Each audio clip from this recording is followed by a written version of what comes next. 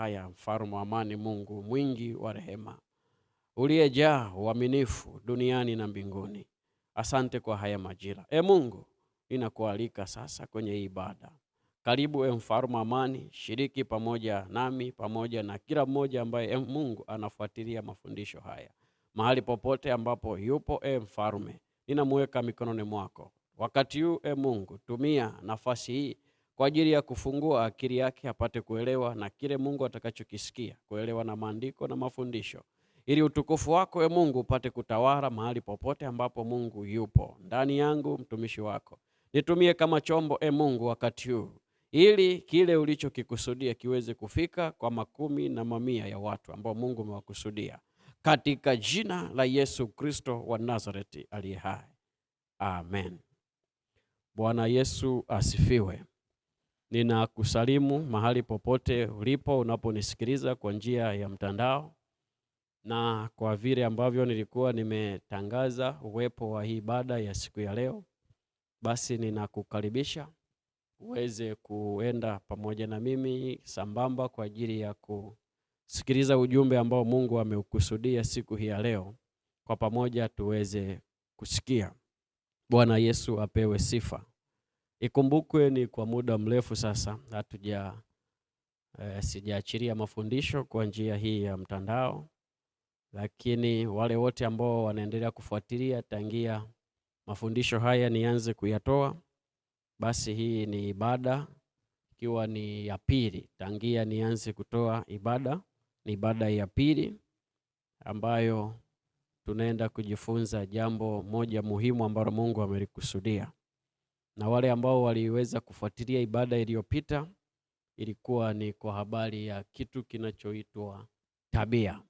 Bwana Yesu asifiwe. Tuliweza kuona jinsi ambavyo unaweza ukaibadili tabia na ukakaa katika nafasi ya kumtumaini Mungu na kumwamini Mungu huku ukiwa na tabia njema. Leo hii tunaenda kutazama somo hili ambalo lina kichwa kinachosema madhara ya kutokuamini. Madhara ya kutokuamini yanavyoweza kuharibu mfumo wa maisha kwa watu wengi. Madhara ya kutokuamini yanavyoweza kuharibu mfumo wa maisha kwa watu wengi. Duniani kote ambako unaweza ukawa umewaizunguka katika nchi mbalimbali, au mahali popote unaponifuatilia katika nchi yako, au ni katika Tanzania hii ambayo tupo na mimi nipo, unaweza ukagundua ukaona kuna aina ya maisha ambayo watu kwa kipindi hiki wanayaishi. Ni maisha ambayo ni ya uharibifu, na ukicheki unakuja kugundua kwamba kuna madhara ya kitu fulani yaliyowahi kutokea huko nyuma, ndiyo yakatengeneza mfumo mpya wa maisha kwenye maisha ya mwanadamu. Kwa hiyo tutaenda kuangalia, na lengo kubwa la hili somo ni kwa ajili ya kuhakikisha Mungu anajulikana kwenye eneo lolote ulilopo, kwenye nchi yoyote uliopo, mahali popote unapokuwa unapita, Mungu lazima ajulikane. Kwa hiyo tunaenda kujifunza, lakini ujue ukijifunza, tega sikio, tafakari, hakikisha mahali popote ambapo unakuwa, Mungu lazima ajulikane kimfumo. Bwana Yesu asifiwe. Madhara ya kutokuamini yanavyoweza kuharibu mfumo wa maisha kwa watu wengi. Kitabu tutakachokitumia ni kitabu kile cha Waibrania. Waibrania sura ile ya 3. Tutaangalia ule mstari wa 7 mpaka ule wa 19. Waibrania sura ile ya 3 na ule mstari wa 7 mpaka wa 19. Neno la Mungu linasema, kwa hiyo kama anenavyo Roho Mtakatifu, leo kama mtaisikia sauti yake, msifanye migumu mioyo yenu, kama wakati wa kukasirisha, siku ya kujaribiwa katika jangwa.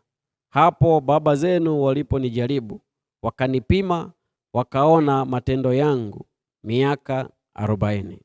Kwa hiyo nalichukizwa na kizazi hiki, nikasema siku zote, ni watu waliopotoka mioyo hawa, hawakuzijua njia zangu. Kama nilivyo hapa kwa hasira yangu, hawataingia rahani mwangu.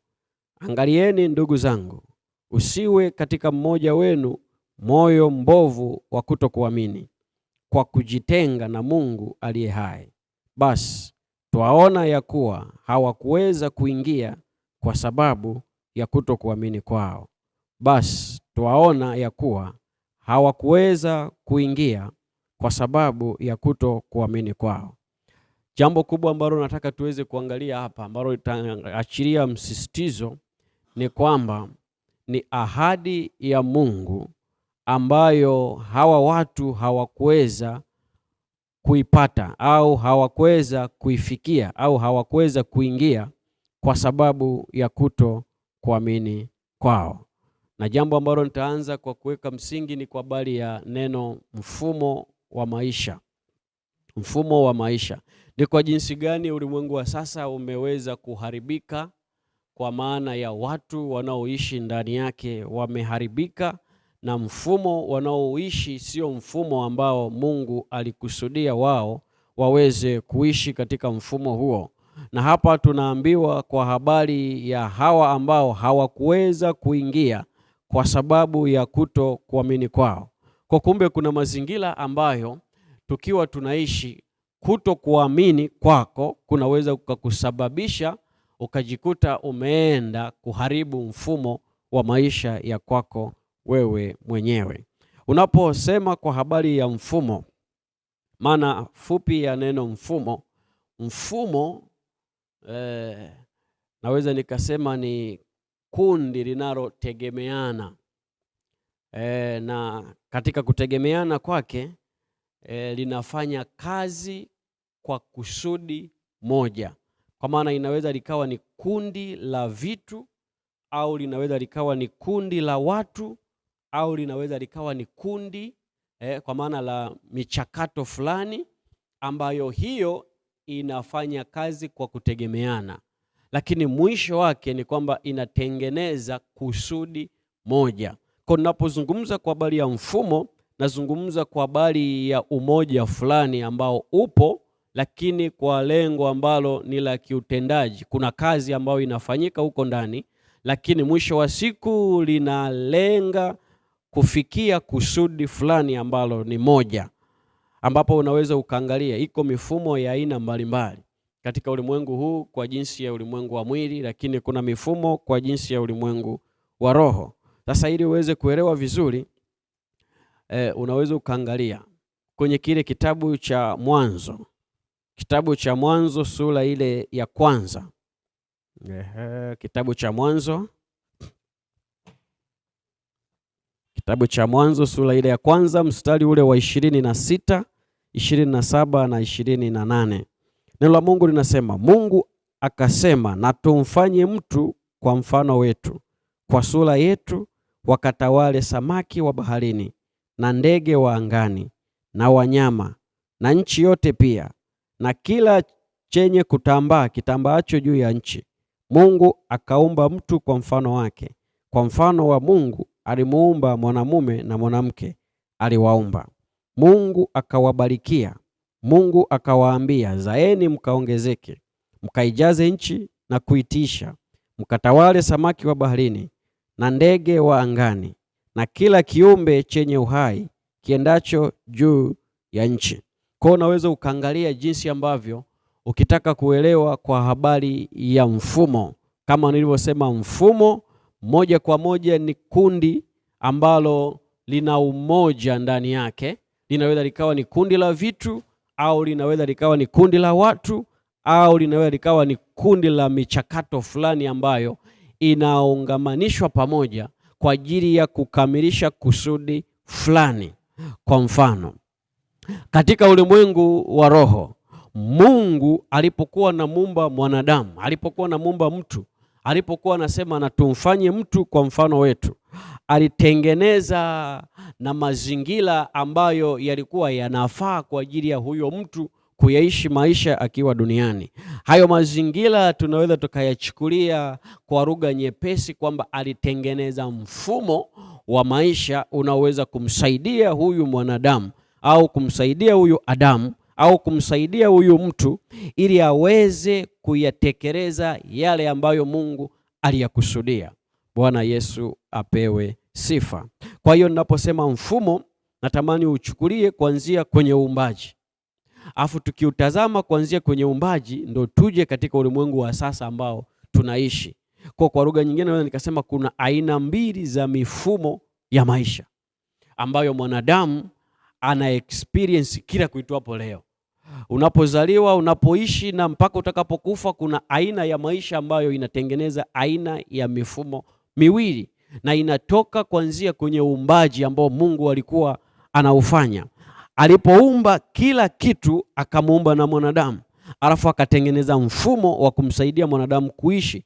Akasema na tumfanye mtu kwa mfano wetu, alafu akaachilia mamlaka ndani yake ili aweze kusimamia kila kitu ambacho Mungu amekitengeneza, ili aweze kukisimamia kila kitu ambacho Mungu amekifanya kwa huo wakati. Akaachilia mfumo wa kumsaidia mwanadamu, na huo mfumo tunaita mfumo wa ulimwengu wa roho. Mfumo wa ulimwengu wa roho ambao huo mfumo ndani yake Mungu amemweka mtu ausimamie. Bwana Yesu asifiwe. Kwa hiyo katika huo usimamizi tunagundua kwamba mfumo kama mfumo una umoja. Kama nilivyosema hatua ya kwanza, kuna umoja kwenye mfumo ambao umoja unamchukua Mungu, unamchukua na mwanadamu au Adamu, unawaweka pamoja, wanakuwa katika umoja kwa ajili ya kazi ambayo Mungu aliiweka kwa mwanadamu, akamwambia akatawale. Kwa katika utawala ambao anaenda kufanya, kumbuka pia sura ya 2 anasema aende akalime, afu mahali pengine anasema akatunze, alafu baadaye anaachilia na utaratibu wa aina ya maisha kwenye mfumo ambayo huyu Adamu anatakiwa kuyaishi. Bwana Yesu asifiwe. Anasema kalime, katunze, alafu kuna vigezo na masharti lazima uzingatie. Kula matunda yote isipokuwa mti wa ujuzi wa mema na mabaya usiuguse. Kwa nini? Kwa sababu kila mfumo ambao unaruhusiwa kufanya kazi lazima uwe na utaratibu. Kwa Mungu alivyoachilia ule mfumo wa ulimwengu wa roho, akaachilia na aina ya maisha ya kumsaidia huyu mwanadamu aweze kuyaishi. Bwana Yesu apewe sifa. Na ndani yake akampa nafasi ya kuchagua. Akamwambia aweze kuchagua ndani ya huo mfumo. Ukisoma Biblia itakueleza kwa habari ya njia mbili. Kuna njia nyembamba, afu kuna njia ambayo ni pana. Lakini ndani yake pia maandiko yanazungumza kwa habari ya laana, afu inazungumza kwa habari ya baraka. Alafu inazungumza kwa habari ya mauti, inazungumza kwa habari ya uzima. Kwa kwenye mfumo kuna kuchagua. Bwana Yesu asifiwe. Kiasi cha kwamba ukichagua vizuri utafanya kazi vizuri na utauruhusu mfumo ufanye kazi vile inavyotakiwa.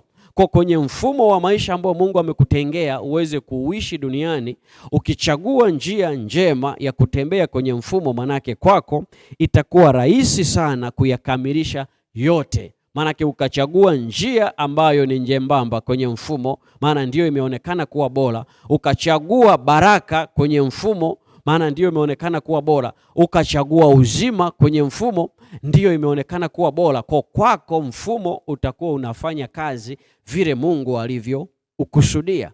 Lakini ukienda kwenye ulimwengu wa mwili, ulimwengu wa mwili una mfumo pia wa maisha ambao Mungu mwenyewe ameutengeneza, wala sio shetani. Kwa sababu kwenye utengenezaji wa mifumo shetani hana mamlaka ya kutengeneza mifumo.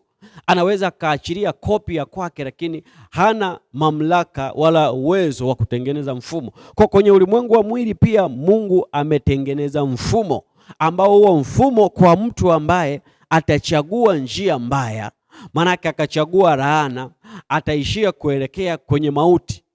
Bwana Yesu asifiwe. Kwa mwisho wa siku atajikuta amechagua kitu ambacho kinaharibu mfumo, na mwisho wa siku anaenda kuharibu maisha ya kwake. Bwana Yesu asifiwe. Labda nichukue mfano mwepesi zaidi kwenye ulimwengu wa mwili ambao tunao. Mungu amemuumba mwanadamu. Alivyomuumba mwanadamu kwenye ulimwengu wa mwili, katika mtu wa nje amemtengenezea mifumo mbalimbali kwenye mwili wake.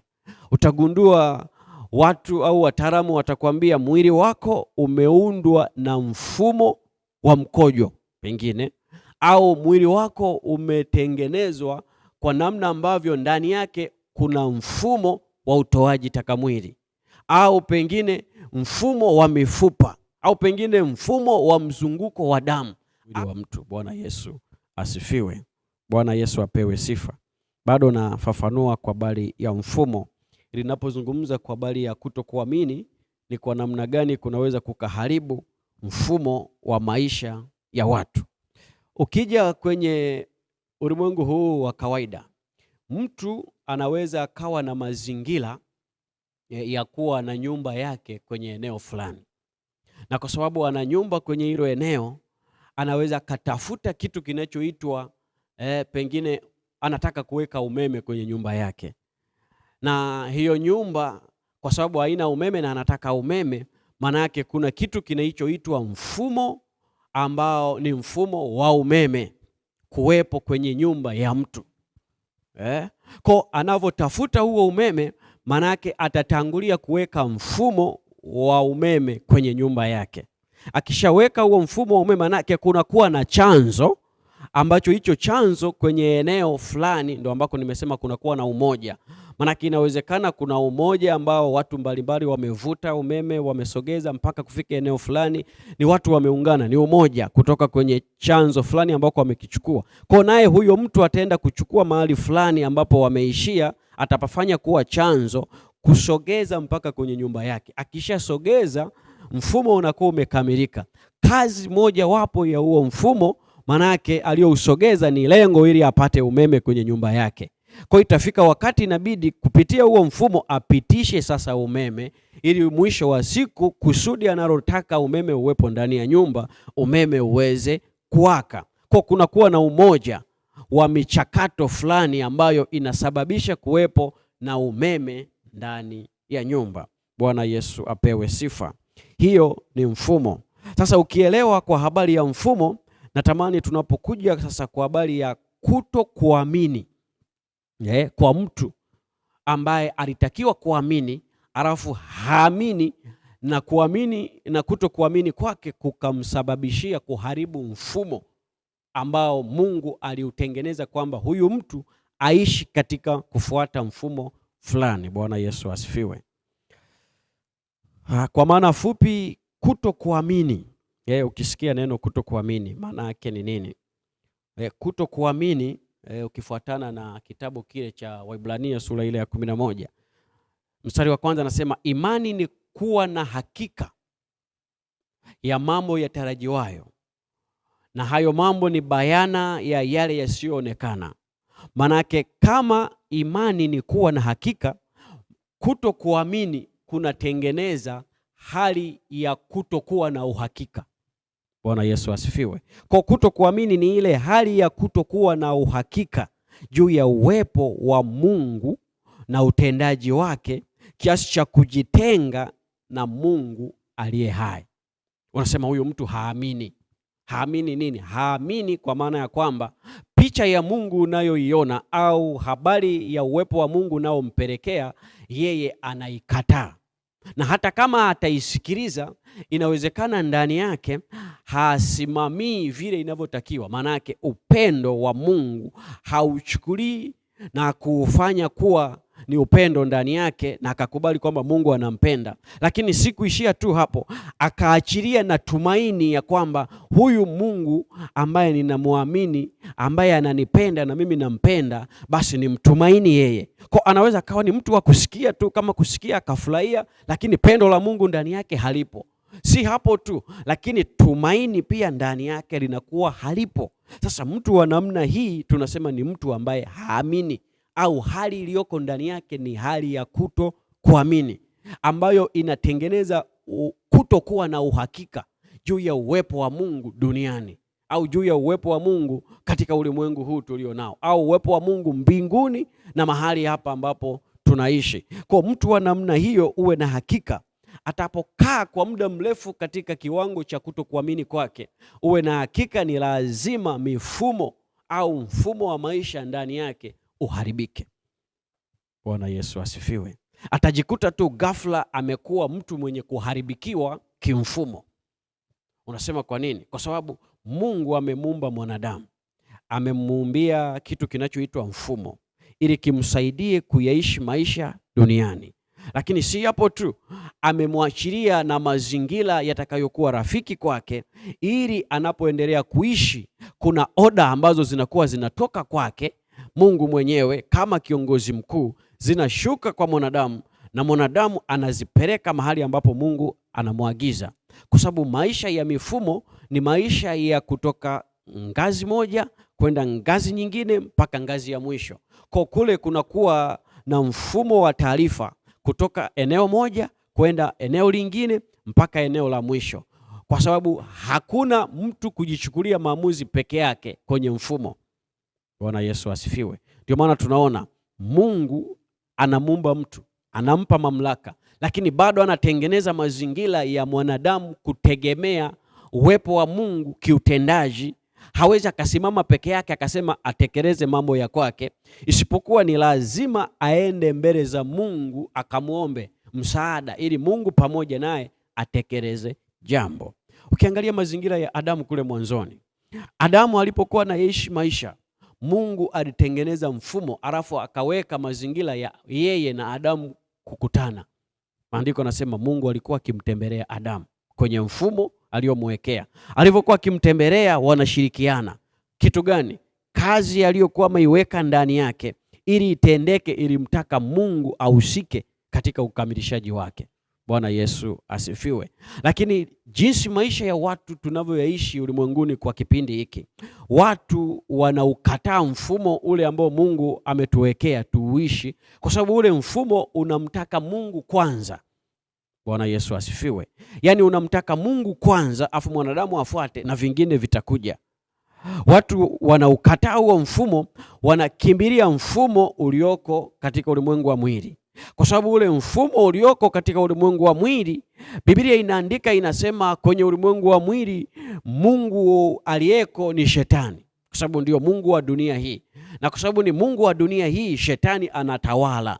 Na ndio maana mwili, msukumo wake kimfumo, mwili unamsukuma mwanadamu kutenda dhambi. Biblia inasema matendo ya mwili ni yale yanayomsukuma mtu kuingia kwenye mauti.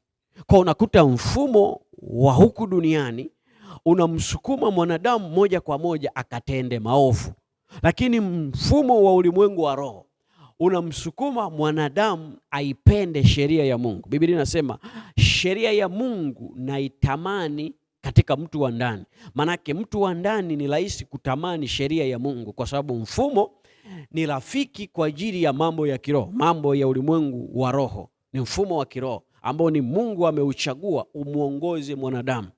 Na hata ukiweka mifumo yote miwili pamoja, mfumo wa ulimwengu wa mwili na mfumo wa ulimwengu wa roho, ukiweka pamoja, Mungu kwa kuwa ameiumba yote, anataka ule mfumo wa ulimwengu wa roho ndio uwe kiongozi, uweze kuratibu na mambo yaliyo katika mfumo wa ulimwengu wa mwili, ili mtu aweze kutembea katika utaratibu ambao Mungu ameukusudia. Lakini ukiangalia ulimwengu wa sasa utagundua watu wengi, presha iliyopo ni mfumo wa ulimwengu wa mwili unaendesha maisha ya kwao. Na uwe na hakika mfumo wa ulimwengu wa mwili hauwezi ukakukumbusha kumtafuta Mungu. Utakukumbusha kukaa mbali na Mungu. Ndio maana hapa Biblia inatuambia kwamba hawa watu walikuwa hawaijui njia ya Mungu. Na kwa sababu walikuwa hawaijui njia ya Mungu, Mungu kwa hasira yake akaapa kwamba hawawezi wakaingia kwenye raha ya kwake. Kwani ni kwa sababu ndani yao wamebeba hali ya kutokuamini. Kwa kutokuamini, kumbe kunaweza kukatengeneza mazingira ya kujikuta unaishi maisha kwenye mfumo ambao uko nje na mpango wa Mungu aliokusudia. Kwa kuwa Mungu alipanga wewe utembee katika njia hii, lakini kwa sababu haumwamini aliyepanga huo mfumo, basi uwe na hakika ni lazima utapita njia nyingine. Bwana Yesu apewe sifa. Bwana Yesu asifiwe. Ngoja nielezee jambo lingine hapa. Nielezee jambo lingine. Kitabu kile cha Wakorinto wa pili, sura ile ya 4 na ule mstari wa 16. Biblia inasema, kwa hiyo hatulegei, bali ijapokuwa utu wetu wa nje unachakaa, lakini utu wetu wa ndani unafanywa upya siku kwa siku. Kwa kuna hali ya maisha ambayo watu wengi wamekuwa wakijisahau sana, pale ambapo wanagundua mtu aliyechagua kuyaishi maisha ya mfumo wa kiroho kuongoza maisha yake, wanaweza wakaja wakagundua kwamba kwenye ulimwengu wa mwili, ule mfumo wa mwili unachokuwa unakidai, anapokuwa anaenda kinyume nacho kwa kusikiliza kwanza mfumo wa ulimwengu wa roho unasema nini, wanaona kama anapoteza katika ulimwengu wa mwili, kwa sababu mwili katika ulimwengu wake ni rahisi kuonekana, lakini roho ni ngumu kuonekana. Wanaoweza kugundua juu ya mambo ya roho ni wale walio katika ulimwengu wa roho. Roho Mtakatifu awasaidie ndani yao. Kwa mtu unaweza ukamwona kwa macho kana kwamba anapoteza utu wake kwa jinsi ya mwili, lakini rohoni amekomaa, amekuwa na nguvu, amekuwa imara. Na siku zote Biblia inasema ni rahisi ukachagua kuimarisha ulimwengu wako wa rohoni, ukachagua mfumo wako wa kiroho uwe katika uimara, wakati mfumo wako wa kimwili hata kama utaonekana kwamba unaregea, lakini ndani yake uwe na hakika unachokipanda ni kitu kikubwa, kwa sababu mifumo hii miwili ni bora, lakini mfumo wa ulimwengu wa roho ni mfumo lengwa wa kukusaidia ili uweze kupita katika nyakati ngumu kwenye maisha ulionao. Wakati wa Efeso ile 3:16, Efeso 3:16 inasema, awajalieni kwa kadri ya utajiri wa utukufu wake kufanywa imara kwa nguvu kwa kazi ya Roho wake katika utu wa ndani. Kwa kumbe Mungu anaweka juhudi kubwa kwa ajili ya kuhakikisha anawajalia wale wampendao, anawajalia wale wanaifuata sheria yake uimara katika utu wa ndani. Kwa nini? Mfumo wa ulimwengu wa roho unaimarika katika mtu wa ndani. Na ukiimarika, Mungu anajua kabisa kwamba mwanadamu huyu atakuwa imara mpaka kwenye utu wa nje. Lakini wale wachache ambao wako tayari kwa ajili ya kuimarisha mfumo wa ulimwengu wa nje, wanajaribu kuimarisha mwili wao kimfumo, wanasahau kwamba ulimwengu wa roho unatakiwa uimarishwe. Ndo wale wanajikuta sasa mwisho wa siku wanaanguka. Kwa nini? Uimara wa mtu wa nje hauwezi kukusaidia kuboresha mtu wa ndani akawa imara kimfumo. Bwana Yesu asifiwe. Kwa hiyo ni lazima tujitahidi sana kuwa wajanja, kukimbilia mbele za Mungu kwa utajiri wa utukufu wake, atufanye imara kwa nguvu katika Roho Mtakatifu katika utu wetu wa ndani. Bwana Yesu apewe sifa. Bwana Yesu asifiwe. Jambo lingine ambalo naweza nikaliachilia hapa ni kwamba kwenye mfumo wa ulimwengu wa mwili ni rahisi sana mtu akatawaliwa na Mungu, lakini kwenye mfumo wa ulimwengu wa mwili mtu anaweza akatawaliwa na shetani. Kwa sababu Mungu wa dunia hii Biblia inasema ni shetani. Kwa usipokuwa makini kwenye ulimwengu wa mwili unaweza ukajikuta umetawaliwa na shetani, lakini pia unaweza ukajikuta umetawaliwa na Mungu. Kwenye mfumo wa ulimwengu wa roho, huo Mungu huwa anafanya kazi peke yake kimfumo. Kwa nini? Kwa sababu attraction kubwa iliyoko kule ndani ni mpango wa Mungu, lakini si mpango wa shetani. Na kwa sababu mpango wa Mungu ndio uko kule ndani kwenye ulimwengu wa roho, unajikuta sasa Mungu anakuwa kiongozi mkuu kwenye huo mfumo. Lakini usipokuwa makini, kama utaishi maisha ya kutokuamini, ndio pale ambapo sasa mfumo wa maisha kwenye maisha yako ni lazima uharibike. Sasa leo nitafundisha jambo moja tu ambalo ni miongoni mwa madhara ya kutokuamini. Bwana Yesu asifiwe. Nitafundisha jambo moja ambalo ni miongoni mwa madhara ya kutokuamini kimfumo, kwamba mtu au mwanadamu anapokuwa amekaa kwenye mazingira ya kutokuamini kwenye mfumo niliouelezea, ambao unahitaji umoja, alafu iko kazi ndani yake, lakini kuna kusudi la kukamilisha jambo, akiishi maisha ya kutokuamini, kuna madhara gani yanaweza yakamkuta? Bwana Yesu asifiwe. Biblia inaandika sasa, ambao kama unaandika, andika jambo la kwanza ambalo ni miongoni mwa madhara ya kutokuamini ni kwamba utajikuta unaishi nje ya kusudi la Mungu. Kwa miongoni mwa madhara ya wewe kuishi maisha ya kutokuamini kimfumo ni kwamba utajikuta unaishi nje ya kusudi la Mungu. Bwana Yesu asifiwe. Kitabu kile cha Kutoka sura ile ya 17. Kutoka 17 mstari wa 1 mpaka wa 7 na ile Hesabu 21:17. Nitasoma kitabu cha Kutoka 17 mstari wa 1 mpaka ule wa 7 na kitabu cha Hesabu 21 mpaka 13. Nitasoma hii Kutoka, alafu vingine ukipata muda uende ukasome mwenyewe. Biblia inasema, mkutano wote wa wana wa Israeli ukasafiri kutoka bara ya Sini kwa safari zao, kama Bwana alivyowaagiza, wakatua Refidimu. Napo hapakuwa na maji watu wanywe. Kwa hiyo hawa watu wakateta na Musa wakasema, tupe maji tunywe. Musa akawaambia, kwani kuteta na mimi? Mbona mnamjaribu Bwana? Watu wakawa na kiu huko, nao wakamnung'unikia Musa wakasema, mbona umetupandisha kutoka Misri kutuua sisi na watoto wetu na wanyama wetu kwa kiu? Musa akamlilia Bwana akisema, niwatendee nini watu hawa? Bado kitambo nao watanipiga kwa mawe. Bwana akamwambia Musa, pita mbele ya watu, ukawachukue baadhi ya wazee wa Israeli pamoja nawe, na ile fimbo yako ambayo uliupiga mto kwayo, uitwae mkononi mwako, ukaende tazama, nitasimama mbele yako huko juu ya lile jabali katika Horebo,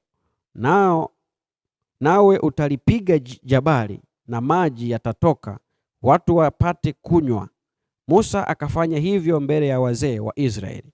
Akapaita mahali pale jina lake Masa na Meriba, kwa sababu ya mateto ya wana wa Israeli, na kwa sababu walimjaribu Bwana wakisema, je, Bwana yu kati yetu au sivyo?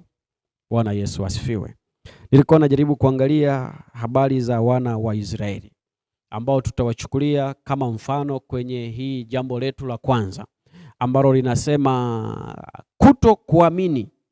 Moja kati ya madhara ya mtu kuishi bila kuamini, na kuamini kule ambako nimesema hali kuto kuamini ambako nimesema ni ile hali ya mtu kutokuwa na uhakika wa uwepo wa Mungu na utendaji wake, kiasi cha kwamba anafika hatua anajitenga mbali na huyo Mungu. Sasa hiyo hali ya kujitenga mbali na huyo Mungu, kitu kinachotokea ni kwamba unakuwa ghafla umeishajitoa kwenye laini ya Mungu kimfumo. Unakuwa umetoka nje ya Mungu kimfumo, kwenye mfumo aliyoutengeneza kwamba tuishi ndani ya huo mfumo. Kwa kuwa humwamini, unatoka nje ya mfumo. Na kwa sababu umetoka nje ya mfumo, unaishi nje ya kusudi Mungu alilolikusudia. Na kwa sababu unaishi nje ya kusudi ambalo Mungu amelikusudia, ghafla kwenye maisha yako kitakutokea manake kama hiki ambacho tunakisoma kwenye hiki kitabu cha Kutoka, kwamba wana wa Israeli pale ambapo Mungu alisikia kilio chao kule Misri walikokuwa wanateseka, walipokuwa chini ya Farao asiyemjua Yusufu, ghafla maisha yao yalivyoendelea walikokuwa wanaendelea kuteseka, Mungu akasikia kilio chao na mahangaiko yao. Biblia inasema akamtuma Musa ili aweze kusimamia jambo la kuhakikisha hawa watu wanatoka kule Misri, alafu wanaenda mahali ambapo Mungu amewaahidia. Bwana Yesu asifiwe. Ghafla wakiwa njiani wakawa wanakutana na mambo mbalimbali ambayo kwao yalikuwa ni tishio, kiasi cha kwamba kila wanapokutana na tishio walikuwa wakilia, wakihangaika. Sasa majira haya walipofika sehemu panapoitwa Refidim, ghafla wakashangaa wako jangwani. Bwana Yesu asifiwe. Na kwa sababu wameshafika wako jangwani, kitu kilichotokea, ikatokea hali ndani yao ya kwanza kunungunika. Wakatokea hali ndani yao ya kwanza kulalamika. Ikatokea ndani yao hali ya kwanza kumsumbua Musa. na kumuuliza maswali mbalimbali ya mahangaiko juu ya aina ya maisha ambayo wanayaona kwamba wataendelea kuya experience katika lile eneo. Wakaanza kuona kifo kiko mbele yao. Bwana Yesu asifiwe. Na walivyoona hicho kifo, manake ilifika wakati wakapoteza kumwamini Mungu. Hali ile ya kuona kwamba uwepo wa Mungu uko pamoja nao, na si tu pamoja nao, utendaji wa Mungu kwamba uko pamoja nao, na si tu ule utendaji, ni kwamba walijikuta wanaona kama Mungu amewatenga. Na kwa sababu wameona Mungu amewatenga, waliokuwa unamuona pale mbele yao walikuwa wanamuona Musa peke yake. Walivyomuona Musa peke yake, wakaanza kumlalamikia, na Musa anamrudia Mungu kwa kumuuliza maswali, huku akimwambia kabisa kwamba hii hali naona ikiendelea hawa watu watanipiga mawe. Na kwa sababu Mungu yuko pamoja na Musa, akamwambia Musa, Bwana, chukua fimbo ambayo uliitumia kule awali kuyapiga yale maji yakagawanyika kwenye bahari ya Shamu. Basi hiyo fimbo ichukue, nenda mahali kwenye jabali, kapige lile jabali, ili kusudi maji yatoke, watu wanywe. Bwana Yesu asifiwe. Na ikawa hivyo, maji yakatoka, watu wakanywa. Lakini huku nyuma Biblia inasema kulitokea hali ya kutokuamini. Bwana Yesu asifiwe. Kwa ile hali ya kutokuamini, maandiko yanasema sasa ya kwamba Mungu akaapa kwamba hawa watu kwa sababu hawajaniamini, basi hawataweza kuingia kwenye raha ya kwangu.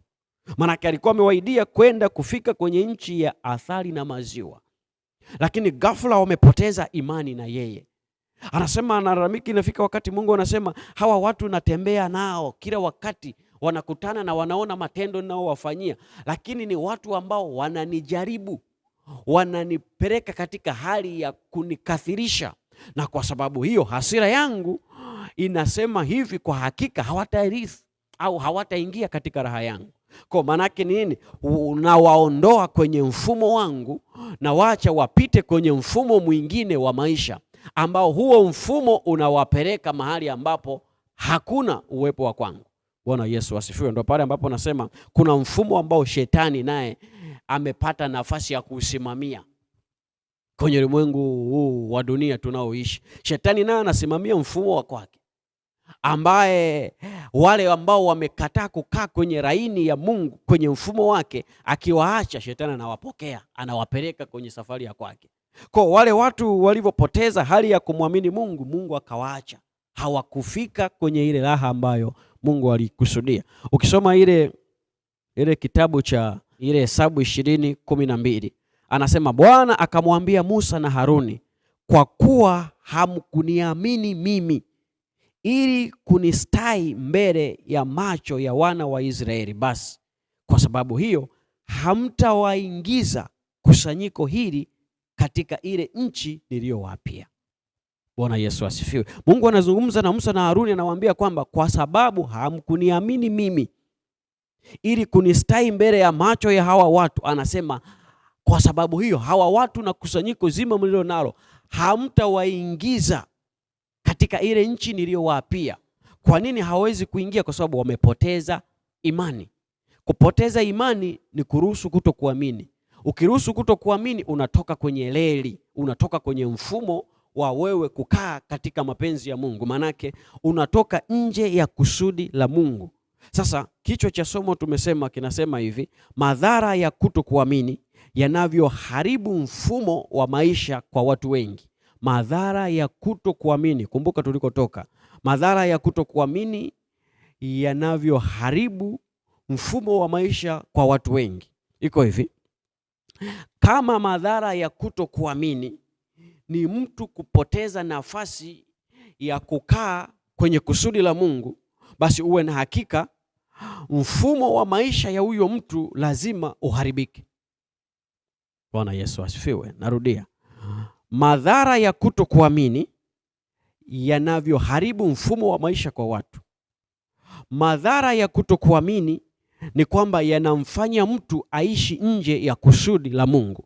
Hiyo ni madhara ya kutokuamini. Yanakupeleka uishi nje ya mfumo, nje ya kusudi la Mungu. Ukishaenda nje ya kusudi la Mungu, bi yake ni kwamba sasa mfumo wa maisha yako ni lazima uharibike. Bwana Yesu asifiwe. Kwa uharibifu wa maisha yako kimfumo unakuja mara baada tu ya wewe kuishi nje ya kusudi la Mungu, ikiwa ni miongoni mwa madhara yaliyopatikana baada ya wewe kukaa katika kuto kumwamini Mungu. Kwa hiyo wana wa Israeli waliaishi maisha ya kukaa nje ya kusudi la Mungu mara baada tu ya kutokuamini, kupoteza hali ya kumwamini Mungu. Walivyopoteza ile hali, wakawa nje ya kusudi. Walivyokaa nje ya kusudi, cheki kinachotokea ni kwamba Mungu aliwaangamiza. Maana yake waliangamia, wakatoka kwenye kusudi. Mungu alitaka wakakamilishe kusudi, waende waifikie ile nchi ya ahadi. Sasa kusudi ni kufika kwenye nchi ya ahadi, ndio kusudi la Mungu juu ya hawa watu. Lakini wamepoteza hali ya kumwamini Mungu, wakajikuta wako nje ya mfumo, na kwa sababu wako nje ya mfumo, maana yake ukishakuwa nje ya mfumo huna ulinzi wa kimungu. Kwa lolote itakalokuwa linakufika, uwe na hakika lazima likupoteze. Bwana Yesu asifiwe. Watu wengi ambao wanaishi nje ya kusudi la Mungu wanapoteza hali ya ulinzi kwenye maisha ya kwao. Na kwa sababu wamepoteza hali ya ulinzi, kila kinachokuwa kinaingia kwenye mfumo walioingia, uwe na hakika ni lazima kiwapoteze au kiwaangamize. Bwana Yesu asifiwe. Iko kama hivi kwenye ulimwengu huu tulio nao sasa. Ukikataa kumwamini Mungu, ukakubali kuishi maisha nje ya mfumo wa maongozo ya kimungu kiulinzi, basi uwe na hakika utakuwa kwenye mfumo mwingine huko mtaani, ambao huo mfumo ni rahisi zaidi kufikiwa na wengine wanaokuja kukupiga kimfumo. Bwana Yesu asifiwe. Kwa sababu katika maisha tulio nayo sasa, vita tunavyopigana ni vita ya kimfumo. Mtu anatengeneza mfumo kuja kukupiga wewe, au watu wanatengeneza mfumo kwa ajili ya kuja kukupiga wewe, kwa sababu wametazamia kwenye maandiko wakagundua ushindi wa Mungu upo kimfumo, kwamba Mungu ameachilia uumbaji wake, alafu amemweka mtu. Uimara wa mtu kukamilisha ulinzi kufuatana na Mungu alivyomkusudia upo kimfumo. Basi nao watu wanapotaka kupiga vita, wanapiga vita kwa kuendea mfumo. Manake wanatengeneza mfumo kwa ajili ya kukupiga wewe kwenye mfumo ulionao. Bwana Yesu asifiwe. Ndio maana unakuja kugundua kwamba kama mtu hayuko kwenye mfumo wa kiulinzi ambao Mungu amemwekea, ni lazima atafute ushirika mwingine, mfumo mwingine utakao msaidia kulinda maisha yake, kwa sababu peke yake hawezi. Na ili ugundue kwamba peke yako kama huna mfumo uwezi ukapambana kwenye ulimwengu tulio nao, angalia mfumo wa nchi au mfumo wa serikali yoyote iliyopo katika taifa lolote lile. Serikali yoyote mahali popote, iwe ni ya kifarume au iwe ni ya kawaida ambayo haiendeshwi mambo yake kiufarume, ina rais pengine wa nchi, unakuja kugundua kwamba hafanyi kazi peke yake kama rais, anafanya kazi kimfumo. Bwana Yesu asifiwe. Natamani uweze kuelewa kitu hapo ili ujue madhara yanayotokea, alafu Mungu aweze kutusaidia ili tuweze kutembea kwenye mapenzi yake, au sawasawa na kusudi nilivyosema kwamba kusudi la kujifunza hili somo ni kwamba lazima Mungu ajulikane kwenye eneo ambalo upo. Ni kwamba nchi inafanya kazi kimfumo, kwa sababu imegundua kabisa kwamba kimaandiko uwezi ukapiga vita, ukapigana vita nje ya mfumo. Kwa sababu nchi inafanya kazi kimfumo, mtu mmoja akisimama kuipiga nchi, kwa sababu unavyoipiga nchi manake unataka kupiga mihimili iliyoko kwenye mifumo au iliyoko kwenye huo mfumo unaoongoza serikali. Kwa mtu mmoja akitaka kuipiga serikali kimfumo, uwe na hakika haraka sana anaweza kaangamizwa. Bwana Yesu asifiwe. Unaweza ukatafuta experience za maisha ya kawaida.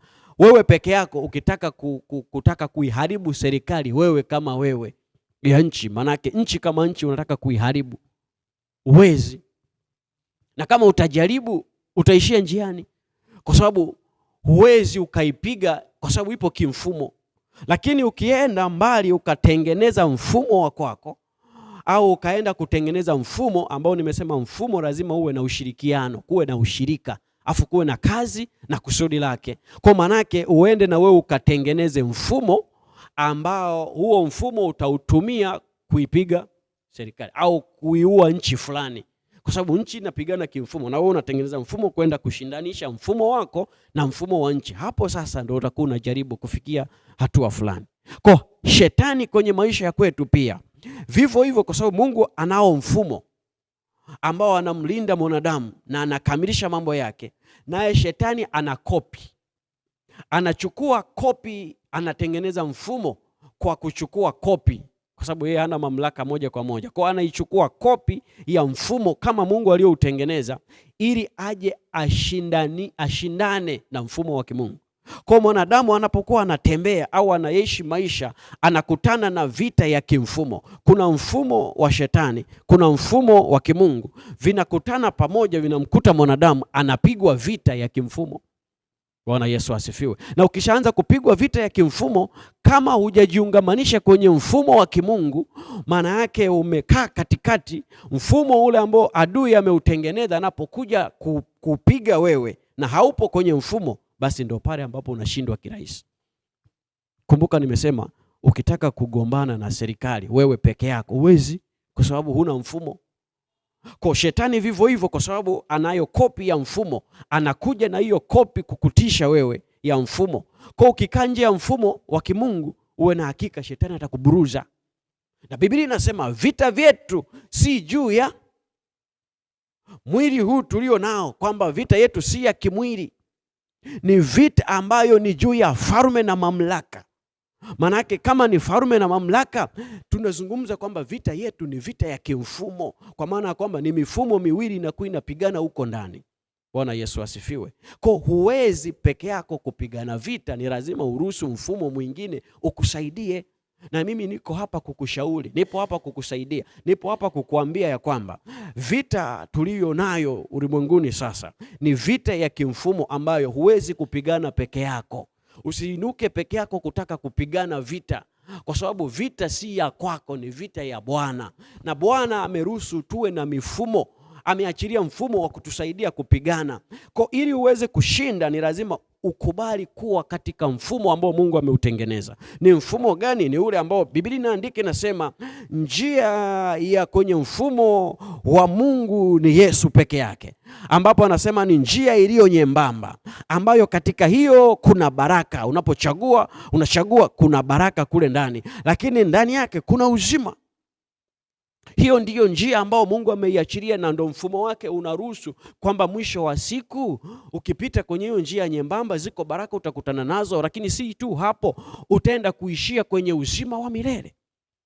Bwana Yesu asifiwe. Lakini ukichagua mfumo mwingine, ndio pale utajikuta sasa unachagua njia pana. Ni vizuri kabisa kuchagua njia pana, lakini ndani ya hiyo njia pana utakutana na kitu kinaitwa laana, mikosi, vitu vya hatari ambavyo vinaharibu maisha yako taratibu, alafu mwisho wa siku vinakupeleka kwenye mauti, kwa sababu mfumo huo unakuruhusu huko, na aliyeko kwenye baba wa hiyo mauti unakuja kugundua kwamba ni shetani.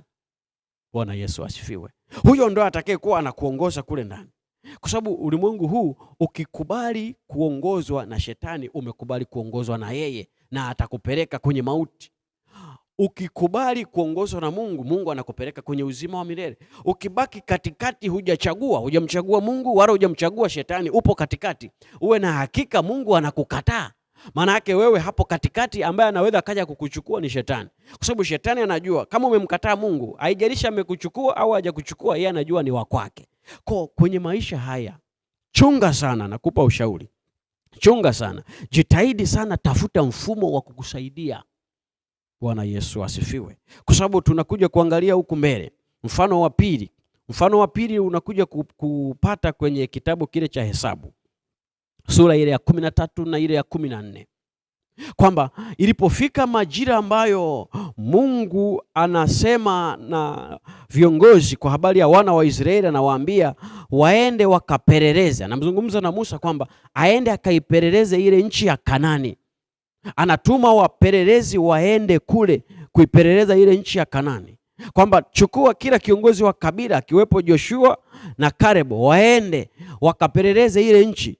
Kitu kinachotokea ni kwamba walivyoenda kupeleleza ile nchi, majibu waliokuja kurudi nayo yalikuja kuharibu mfumo wa maisha ya wale watu. Bwana Yesu asifiwe. Biblia inaandika, inasema ya kwamba wale watu walienda wakapeleleza. Waliporudi, wengine walileta habari mbaya, alafu wengine wakaleta habari yenye tumaini. Ukisoma kile kitabu cha Hesabu, kitabu cha Hesabu 14 kuanzia mstari wa 6, Biblia inasema na Yoshua mwana wa Nuni na Kalebo mwana wa Yefuni walikuwa miongoni mwao. Walipeleleza nchi, wakararua nguo zao, wakanena na mkutano wote wa wana wa Israeli wakasema, nchi ile tulioipita kati yake ili kuipeleleza ni nchi njema mno ya ajabu. Ikiwa Bwana anatufurahia, atatuingiza katika nchi hii, atupe iwe yetu, nayo ni nchi yenye wingi wa maziwa na asali. Lakini msimwasi Bwana, wala msiwaogope wale wenyeji wa nchi, maana wao ni chakula kwetu.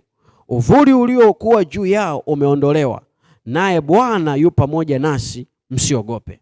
Hawa walileta habari njema kwa hawa watu ambaye ni Joshua na Kalebo.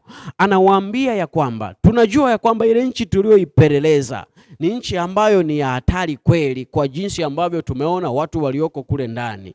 Ni kweli ni mijitu ipo, lakini uvuli wa Bwana umeondolewa kwao. Manake ule ulinzi kimfumo ambao Mungu anaweka kwa wateule wake ameuondoa. Bwana Yesu asifiwe. Ameondoa ule ulinzi uliokuwa juu yao ukiwalinda. Anasema na kwa sababu hiyo msiwaogope. Kwa nini? Kwa sababu Mungu amependa, basi tuende tukaichukue ile nchi, kwa sababu tayari imekuwa ni ya kwetu. Lakini wale watu wengine wanazungumza nini? Wanasema ile 26, Hesabu 26 anasema, ile Hesabu ule naanzia mstari wa 26. Anasema wakaenda wakafika kwa Musa na kwa Haruni na kwa mkutano wote wa wana wa Israeli katika jangwa la Parani huko Kadesh. Wakawaletea habari wao na makutano wote, wakawaonyesha matunda ya nchi. Wakawaletea wana wa Israeli habari mbaya. Sasa hawa wengine watu 10 wakaleta habari mbaya. Ile habari mbaya ilikuwa inasemeje? Inasema hivi, wakasema ile nchi tulioipita kati yake ili kuipeleleza ni nchi inayowala watu, kwamba wameenda wakakuta ile nchi inakula watu. Lakini pia anasema watu wote tuliwaona ndani yake ni watu warefu mno. Kisha huko tuliwaona Wanefili wana wa Hanaki waliotoka kwa hao Wanefili, tukajiona nafsi zetu kuwa kama mapanzi, nao ndivyo walivyotuona sisi. Wanajaribu kusema kwamba wale watu tulivyoangalia tuliona ya kwamba sisi ni wadogo kiasi cha kwamba hata tukitaka kupigana nao hatuwezi kuwashinda. Kwa ni vyema zaidi tusiende kwenye ile nchi, tubaki hapa. Lakini wale wengine wanasema ile nchi ni kweli, hivyo vitu tumeviona, lakini uvuli wa Bwana umeondoshwa kwao. Na kwa sababu uvuli wa Bwana umeondoshwa kwao, na vita yetu ni ya kimfumo. Ukielewa nilivyokuwa nafanua kwa habari ya mfumo, na vita yetu ni ya kimfumo, manake walikuwa wanajitahidi kufanua kwamba vita yetu ni ya kimfumo. Na kwa sababu mfumo wa Bwana umeondosha uvuli kwao, manake sisi lazima wale watu tutawashinda.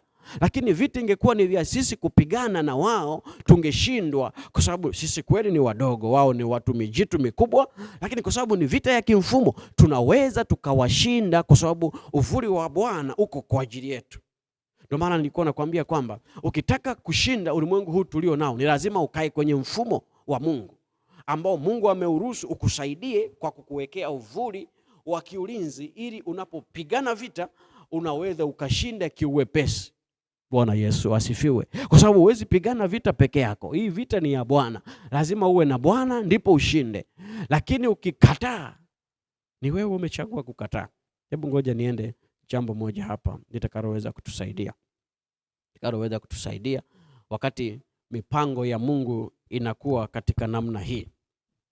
Kitabu kile cha Yeremia ile sura ya 29 mstari wa 11.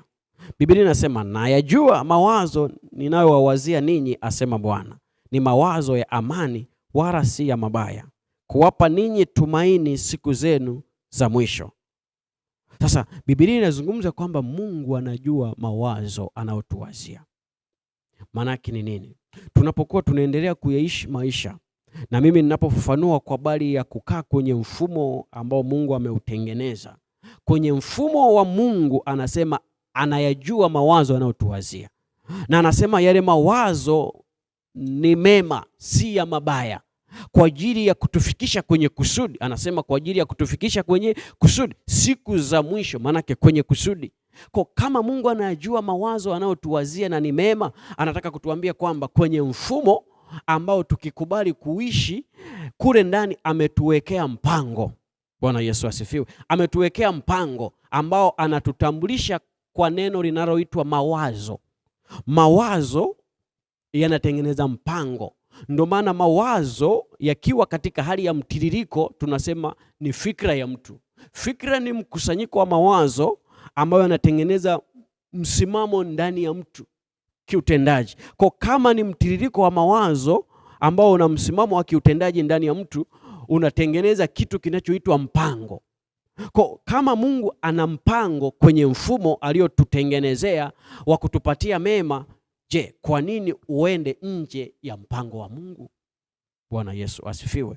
Maana lazima ukubali ukae kwenye mfumo. Alafu anaenda mbele zaidi, anasema kwenye kile kitabu cha Wakorintho wa kwanza 4:17, kwa sababu hii anasema nimemtuma Timotheo kwenu, aliye mwanangu mpendwa, mwaminifu katika Bwana, atakayewakumbusha njia zangu zilizo katika Kristo, kama vile niwafundishavyo kila mahali katika kanisa.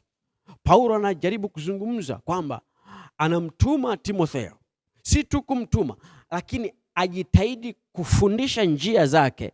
Manake njia zilizo katika Kristo anasema. Manake anaposema njia zilizo katika Kristo, tukumbuke Biblia inasema Yesu ni njia. Kwa anataka kutuambia kwamba anawaambia kwamba wafundishwe njia ya Yesu Kristo. Kwa ukiwa kwenye mpango wa Mungu, kwenye mfumo wa Mungu, iko njia ambayo ni lazima ukubali kufundishwa, ambayo njia inaitwa Yesu Kristo. Kwa ukikataa kujifunza kwa habari ya Yesu Kristo au ukimkataa Yesu, manake ndani yake umetoka nje ya mpango. Manake kwenye mfumo wa Mungu haupo. Bwana Yesu asifiwe. Ukikubali kukaa kwenye mfumo wa Mungu, iko njia lazima uikubali, inaitwa Yesu Kristo. Yesu ni njia. Kwa lazima ukubali. Na hiyo njia ndio ambayo Paulo alihubiri na akamwambukiza na Timotheo, na akamwambia Timotheo akawaambukize kanisa kwamba iko njia kwenye mfumo inaitwa Yesu Kristo. Bwana Yesu asifiwe. Na tunapozungumza kwa habari ya njia, manake tunazungumza kwa habari ya mikakati mbalimbali ya kukusaidia kutembea kwenye mipango au kwenye mpango Mungu aliyokupangia. Kama Mungu amekupangia mpango fulani na wewe unautekeleza huku duniani, huwezi kukamilisha huo mpango ukimkataa Yesu. Bwana Yesu asifiwe.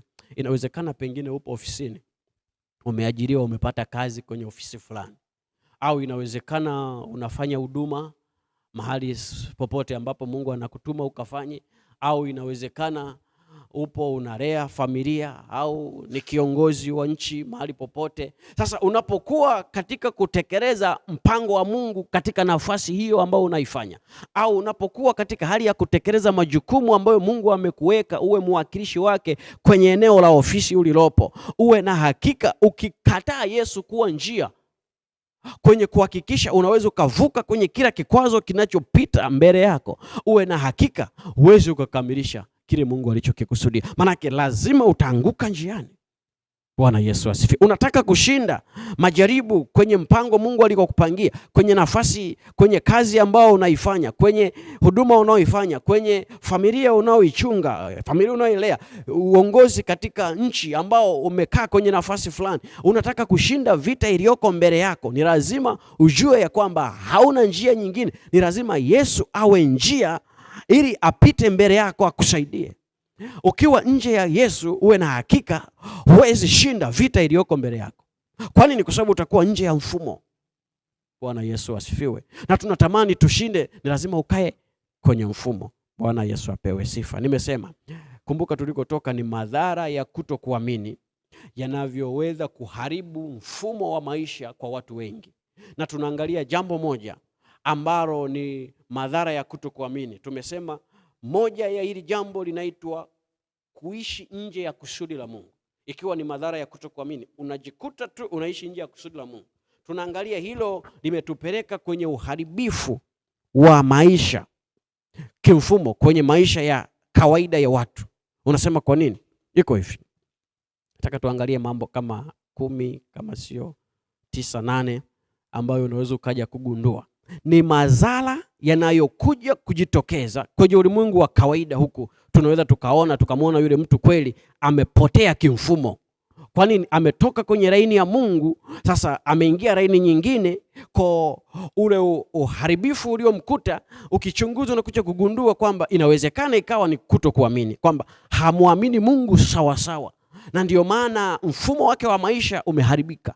Unasema inakuwaje? Jambo la kwanza, madhara ya kuishi nje ya mfumo ambao yamesababishwa na mtu kutokuamini, ambayo ni uharibifu uliojitokeza kwa sababu ya mtu kuishi nje ya mfumo wa utawala wa kimungu. Jambo la kwanza, unakuta mtu anaishi maisha ya ulevi wa kupindukia.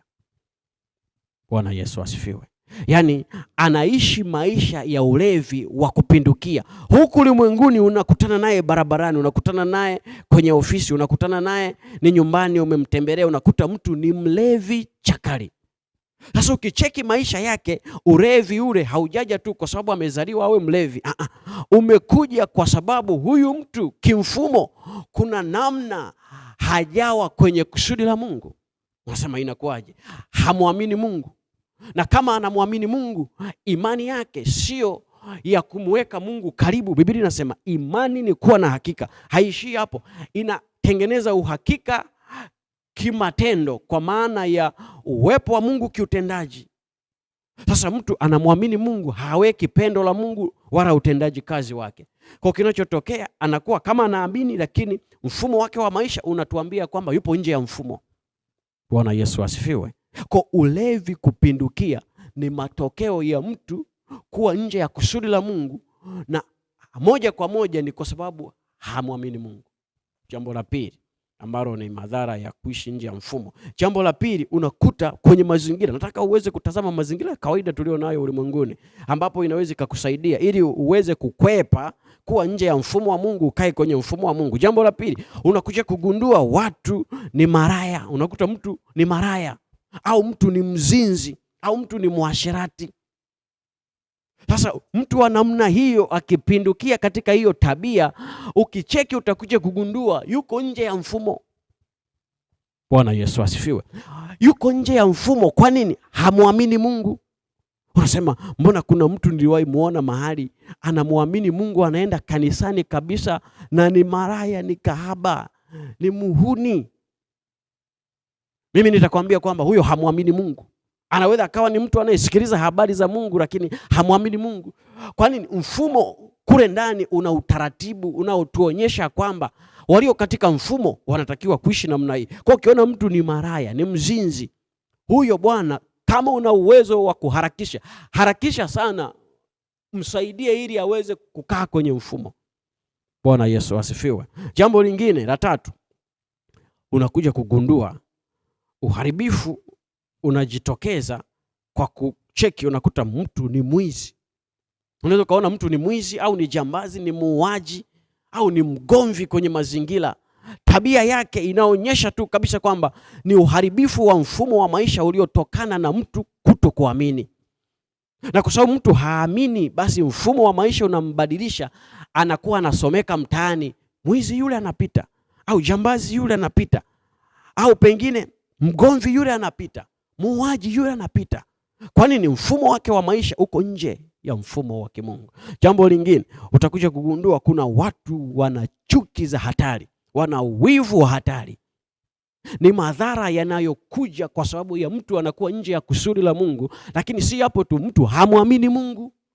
Na kwa sababu muamini Mungu, ni lazima uanguke kwenye kuwa na chuki za ovyo, wivu wa kupindukia. Na mwisho wa siku ni kwamba jambo lingine linalofuata, kuna ufisadi. Ufisadi katika nchi, ufisadi katika kanisa, ufisadi katika eneo lolote lile. Cheki watu, angalia kwa jicho pana, utagundua fisadi wengi katika taifa, wengi wapo nje ya kusudi la Mungu. Ngoja nirudie namna hii.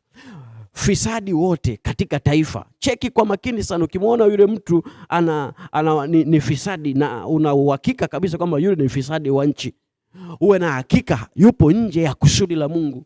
Hakuna mtu anayekaa kwenye kusudi la Mungu akawa fisadi. Haiwezekani, kwa sababu mfumo wa Mungu hauruhusu uwe fisadi. Utakutengenezea mazingira ya kukwepa. Bwana Yesu asifiwe. Jambo lingine ni mtu, unaweza kugundua kuna wachawi kwenye mitaa huko unakoishi. Uchawi ni mfumo mwingine ambao mtu anaweza kautumia kwa ajili ya mapambano anayoyajua yeye, kwa maana ya kutafuta ulinzi au kutafuta chochote. Kwa mtu mchawi mahali popote, uwe na hakika yupo nje ya kusudi la Mungu, yupo nje ya mpango wa Mungu. Na kwa sababu yuko nje ya mpango wa Mungu, utakuja kugundua hana imani na Mungu. Na kwa sababu hana imani na Mungu, anatafuta kila namna ya kujiboresha katika uchawi wake ili kusudi aweze kujilinda kimaisha. Sasa nataka nikwambie, kama unanisikiliza pengine ni mchawi au unajua ndugu zako kuna wapo wengine wachawi, ni neema sasa umesikia ya kwamba yako majira ambayo ni ya kimsaada, kwamba uko mfumo bora wa kimungu ambao ni mfumo wa ulimwengu wa roho ambao Mungu ameuboresha na ametengeneza. Unazingirwa na uvuli wa Mungu ambao ule uvuli ukisimama mbele yako unaachilia ulinzi kwenye familia, unaachilia ulinzi kwenye kazi, unaachilia ulinzi kwenye eneo, unaachilia ulinzi kwenye jambo lolote unaolifanya. Kwa hautategemea mchawi kwenye maisha yako, isipokuwa utategemea ulinzi wa Mungu kwenye maisha yako kimfumo. Bwana Yesu asifiwe. Jambo lingine, hasira nyingi wakati mwingine huja kwa sababu pendo la Mungu linakuwa limeondoka ndani, manake imani kwa Mungu wako imepungua. Mungu ameweka utaratibu, iweni na hasira msitende dhambi. Lakini anasema jua lisichwe, manake hasira ni nzuri lakini madhara yake ni makubwa, na kwa sababu hiyo haitakiwi ukae nayo kwa muda mrefu. Sasa hasira zikiwa nyingi sana, zikawa zinakaa kwa muda mrefu, uwe na hakika ni lazima utoke nje ya kusudi la Mungu. Utakaa nje ya kusudi la Mungu. Bwana Yesu asifiwe. Wanaokaa katika kusudi la Mungu ni wale ambao hasira wanazo lakini hawaruhusu watende dhambi. Jambo lingine la mwisho, niishie kwenye hili jambo, ni mtu kuwa mzushi au kuwa na fitina nyingi kwenye eneo. Vyote hivi ni viashiria vinavyoonyesha kwamba upo nje ya kusudi la Mungu. Kwa unaweza ukajichunguza mahali ulipo, ukaangalia watu ambao wapo nje ya kusudi la Mungu niliowataja hapa katika hivi vipengele, ukajicheki na wewe ukagundua pengine uko kwenye eneo fulani. Inawezekana upo kwenye eneo la ulevi na unanisikiliza. Hebu tafuta kuingia kwenye mfumo wa kimungu ambao Yesu Kristo peke yake ndo anaweza kawa msaada wa kusaidia. Na hatuna namna nyingine, ni lazima umkubali. Ukubali kuokoka, alafu ukubali kutengeneza maisha yako ili yaweze kulindwa na Mungu mwenyewe. Bwana Yesu apewe sifa. Basi ninashukuru kwa kunisikiliza katika hayo machache ambayo nimeweza kuyafundisha. Kitabu kile cha Wagalatia sura ya 5:19 na 21 inazungumza kwa habari ya matendo ya mwili. Matendo ya mwili ni dhahiri, ndiyo haya: uasherati, uchafu, ufisadi, ibada ya sanamu, uchawi, uadui, ugomvi, wivu, hasira, fitina, faraka, uzushi, husuda, ulevi, ulafi na mambo yafananayo na hayo. Katika hayo nawaambia mapema, kama nilivyokwisha kuwaambia, ya kwamba watu watendao mambo ya jinsi hivyo hawatarithi ufalme wa Mungu. Kumbuka tulikotoka. Nimesema madhara ya kutokuamini wana wa Israeli yaliwafanya wasifike Kanani. Sasa huku tunaambia ukikubali kuyaishi matendo ya mwili, uwe na hakika ufalme wa Mungu huwezi kufika. Kwa kumbe, ili uweze kurithi ufalme wa Mungu ni lazima ukatae matendo ya mwili. Ili uweze kukataa matendo ya mwili ni lazima mfumo ule Mungu aliyouruhusu kuishi maisha yaliyo safi ukubali. Bwana Yesu apewe sifa. Mungu akubariki sana kwa kufuatilia mafundisho haya. Somo langu linaishia hapo, lakini nataka niweze kuomba na watu ambao wanasema, mtumishi wa Mungu, mimi nimesikiliza habari njema ambayo umeileta kwa habari ya madhara ya kutokuamini yanavyoweza kuharibu maisha ya watu wengi huku mtaani. na tumeishi na watu, tunaendelea kuishi na watu wengi wameharibika. Wengine na madawa ya kulevya, wengine ni walevi, wengine maraya, wengine ni waizi, wengine mafisadi, nchi mpaka inayumba, wengine. Kwa katika hali ya namna hiyo tunatafuta msaada.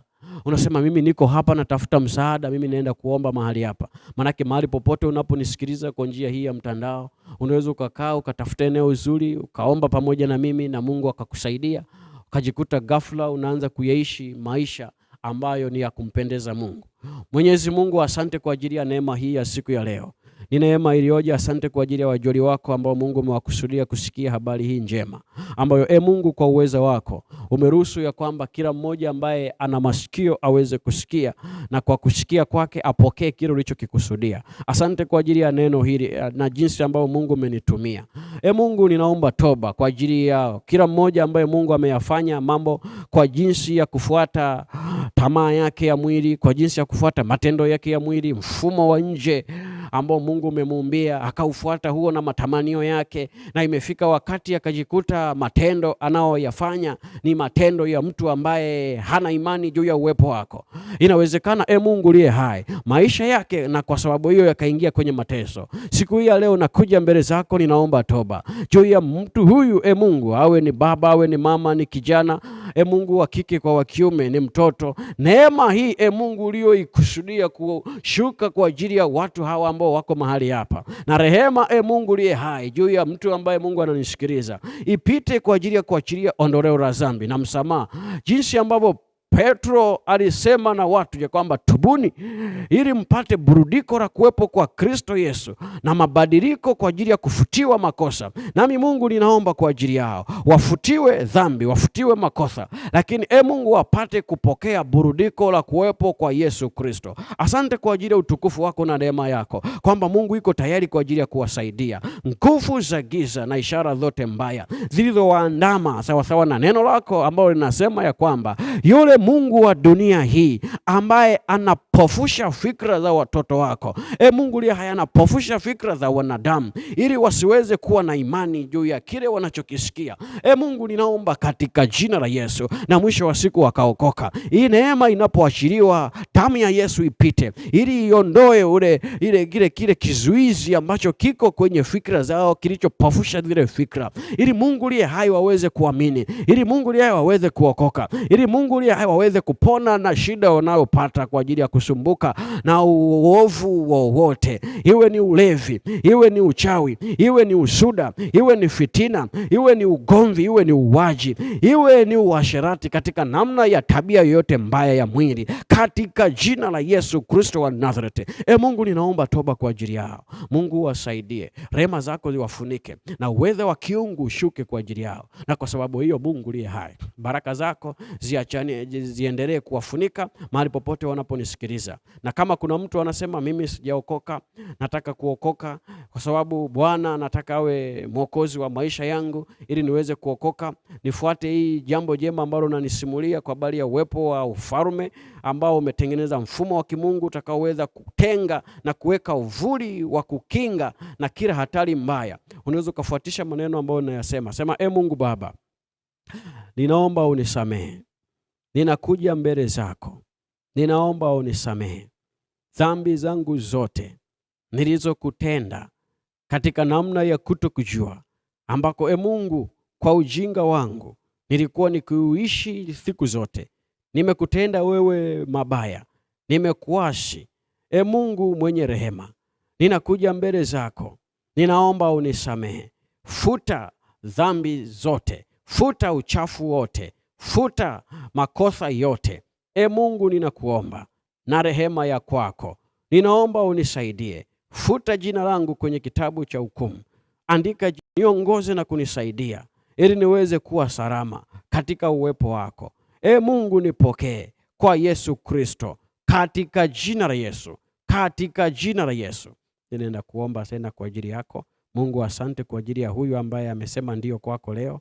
Mungu uliye mwenye nguvu, msaidie Mungu kupokea neema hii na kuishi neema na rehema zako ili Mungu imsaidie kukataa mabaya kwenye maisha yake, imuongoze kwa ajili ya heri yako na utukufu wako. Hakuna Mungu mwingine kama wewe, na muweka mikononi mwako. Huku Mungu ninenda kinyume na shughuli zote za giza, za kipepo, kazi yote ya shetani inayomtumikisha na kumsumbua, katika jina la Yesu Kristo wa Nazareti. Nguvu za giza juu ya maisha maovu aliyokuwa kiaishi, nguvu za giza zikawa zinamsumbua katika ishara yoyote, pepo, jini, wachawi wakiwa wanamsumbua, ninamuweka mikononi mwako kwa kusema ndio kwako. Mungu msaidie katika jina la Yesu. Futa na kuharibu kila mifumo mibaya iliyokuwa ikimuendesha. Mruhusu Mungu na kumtengenezea mfumo mzuri wa kumsaidia kwenye maisha yake, katika jina la Yesu Kristo wa Nazareti. Giza lote lililokuwa linatanda kwenye maisha yake, Mungu lipate kuondoshwa na nuru yako ikaweze kumwangazia kwenye maisha yake, ili akawe mshindi daima siku zote,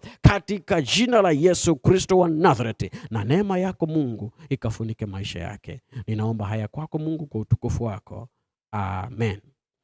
Ndugu msikilizaji na mtazamaji, ninakupongeza kwa ajili ya kufuatilia mafundisho haya. Ninakukaribisha katika mafundisho mengine ambapo nitatangaza semina inayokuja kwa mwaka huu, na Mungu akubariki sana. Amen.